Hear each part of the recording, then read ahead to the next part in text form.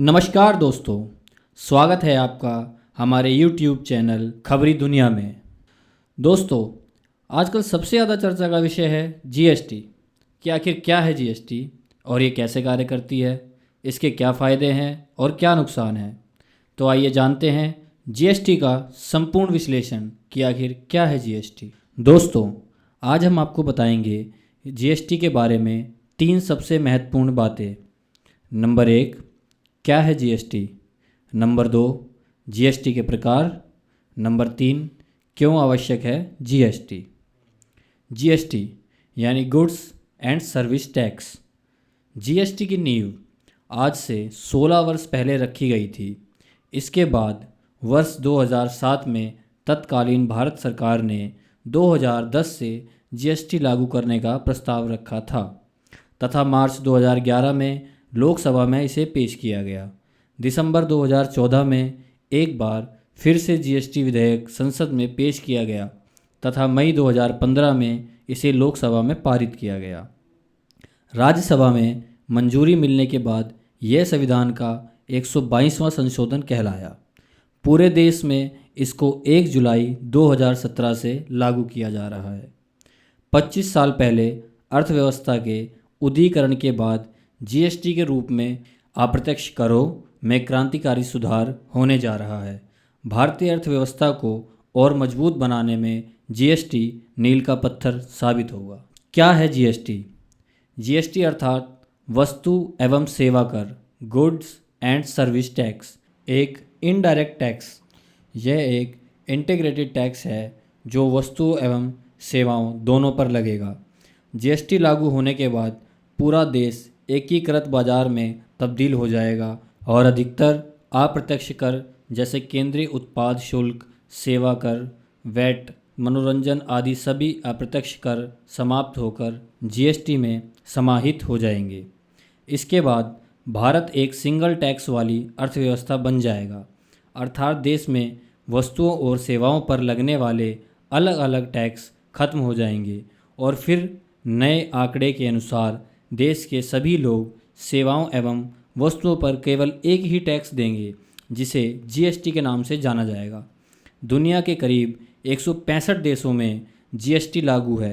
New Zealand में 15%, Australia में 10%, France में 19.6%, जर्मनी में 19% तथा पाकिस्तान में 18% की दर से जीएसटी लागू है। जीएसटी से पहले भारत के टैक्स सिस्टम में सबसे बड़ा सुधार वर्ष 2005 में किया गया था तथा सेल टैक्स को वैट अर्थात मूल्य निर्धारित कर जो कि एक बाजार कर होता है वह बदल दिया गया। इसकी मदद से अलग अलग चरणों में लगने वाले करों को कम करने की कोशिश की गई थी, लेकिन वैट भी टैक्स पर टैक्स लगाने वाली व्यवस्था का अंत नहीं कर पाया।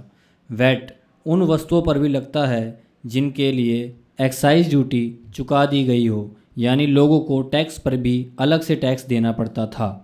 भारत में टैक्स की वर्तमान व्यवस्था के अनुसार देश में निर्धारित होने वाली वस्तुओं की मैन्युफैक्चरिंग पर एक्साइज ड्यूटी देनी पड़ती है और जब ये वस्तुएं बिक्री पर लाई जाती हैं तो इस पर सेल्स टैक्स और वैट अतिरिक्त लग जाता है।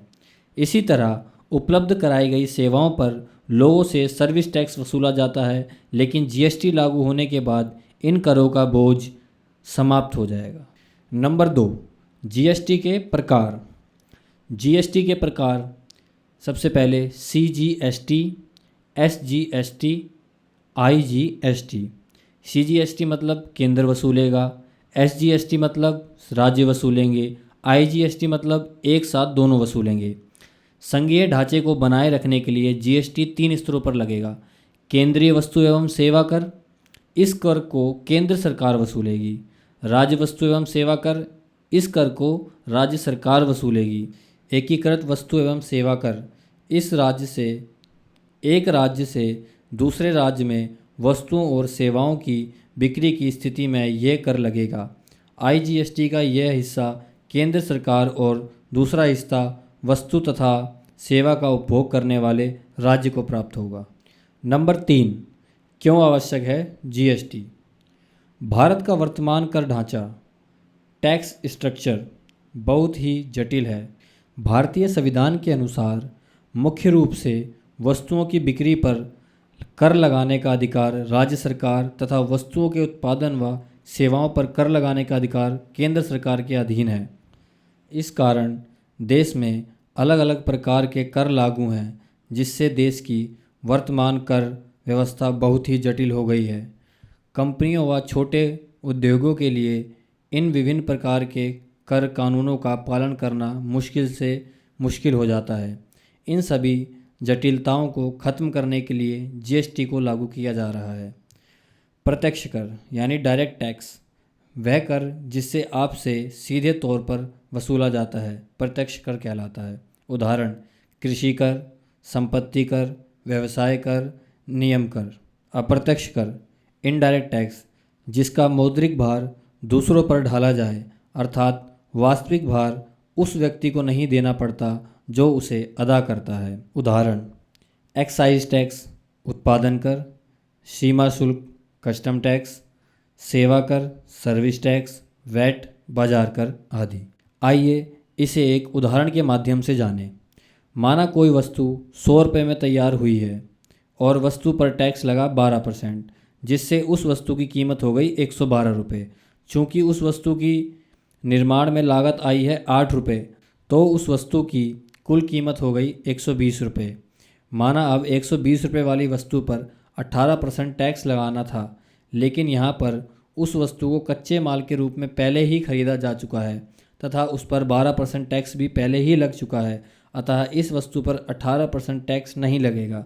18% से 12% घटाकर मात्र 6% टैक्स ही लगेगा, जिससे वस्तुओं की कीमत में पहले की अपेक्षा स्थिरता आएगी। यही है दोस्तों जीएसटी का सबसे बड़ा फ़ायदा, जो टैक्स पर टैक्स लगाने वाली प्रक्रिया को ख़त्म करेगा। तो दोस्तों आज हमने इस वीडियो में बताया कि क्या है जीएसटी, जीएसटी कितने प्रकार की है और क्यों आवश्यक है जीएसटी। तो दोस्तों अब आपके दिमाग में यह सवाल आ रहा होगा कि किस तरह से कार्य करेगा जीएसटी, जीएसटी में कर की दरें क्या होंगी, जीएसटी के दायरे में व जीएसटी से बाहर की चीज़ें क्या होंगी, जीएसटी का आम लोगों पर क्या प्रभाव पड़ने वाला है। यह जानने के लिए देखें हमारी अगली वीडियो जीएसटी पार्ट 2। दोस्तों इस तरह की डेली अपडेट न्यूज़ को सुनने के लिए हमारे चैनल को सब्सक्राइब करें, लाइक करें, अपने दोस्तों के साथ शेयर करें और कमेंट बॉक्स में अपनी राय ज़रूर दें। धन्यवाद।